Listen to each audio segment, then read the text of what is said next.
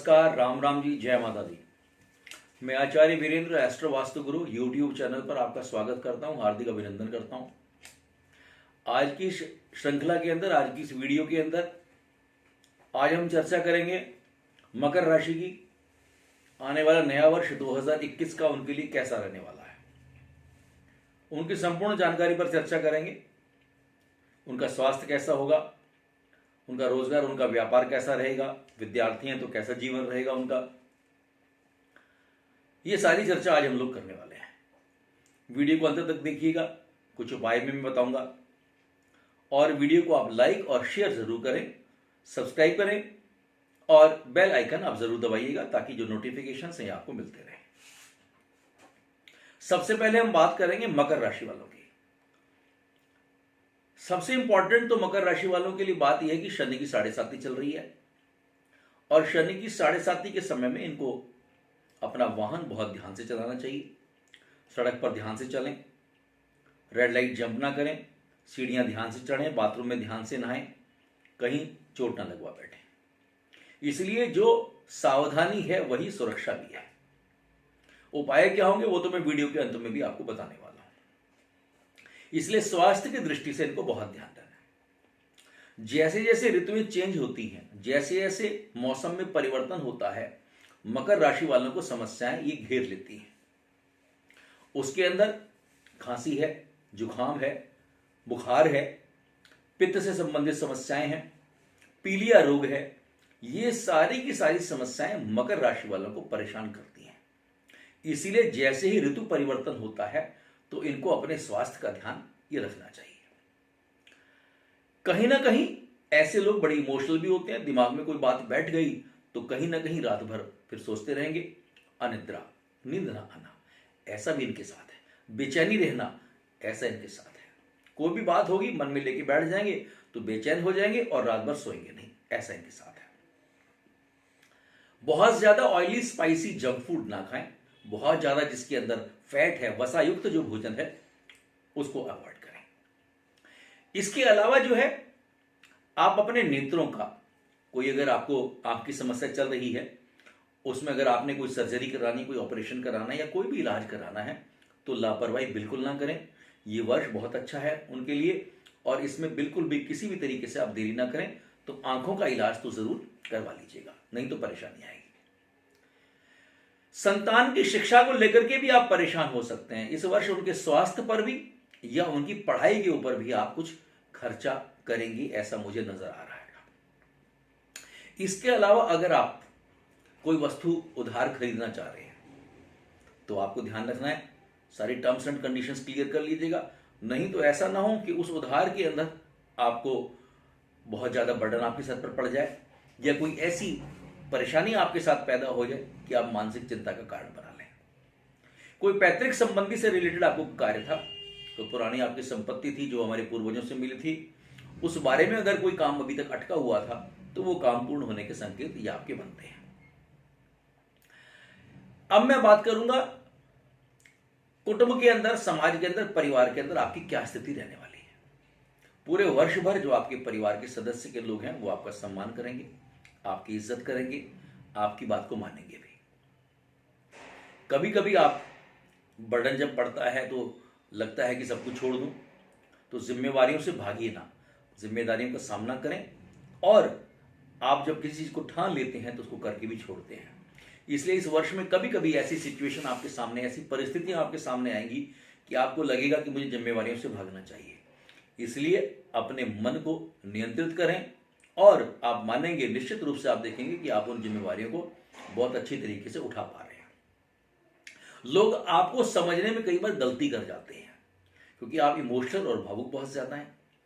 आप कई बार आप सबके लिए अच्छा सोचते हैं, आप सबके लिए बढ़िया सोचते हैं, लेकिन सामने वाला जो है वो कई बार आपकी उन भावनाओं को नहीं समझ पाता, जिससे भी कहीं ना कहीं आप अपने मन के अंदर कोई टेंशन लेकर के और कोई बेचैनी जो है वो अपने मन के अंदर ये पाल लेते हैं। अप्रैल से जो जून तक का समय है, उस बीच में आपके घर के अंदर कोई मांगलिक कार्यक्रम, कोई अच्छी चीज, खबरी, कुछ खुशखबरी आएगी तो घर के अंदर कोई मांगलिक उत्सव, कोई मांगलिक कार्यक्रम जो है, इसके संकेत ये आपके घर में बनते हैं।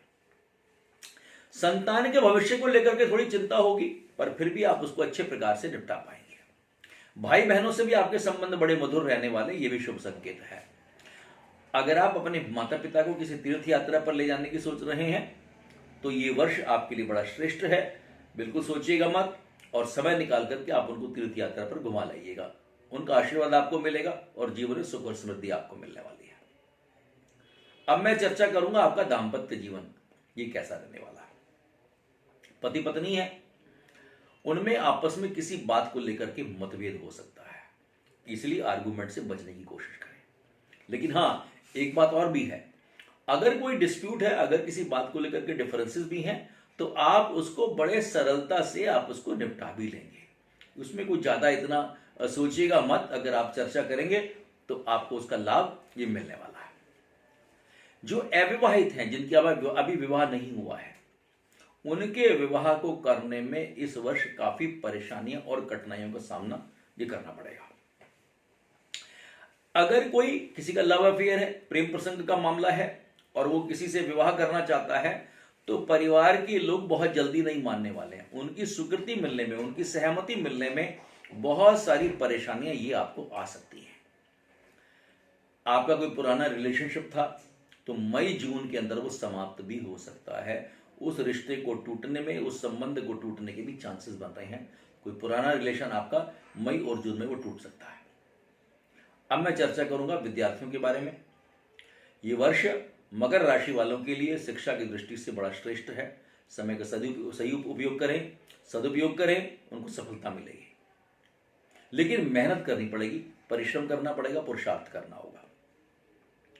अगर आप विदेश से व्यापार करते हैं या कोई आप ऐसा कोई एमबीए आप क्या कहते हैं, किसी विदेश से व्यापार से संबंधित कर रहे हैं, अगर आप फॉरेन ट्रेड के अंदर अगर आप कोई स्टडी कर रहे हैं, ऐसे व्यापार में भी आपको सफलता मिलेगी।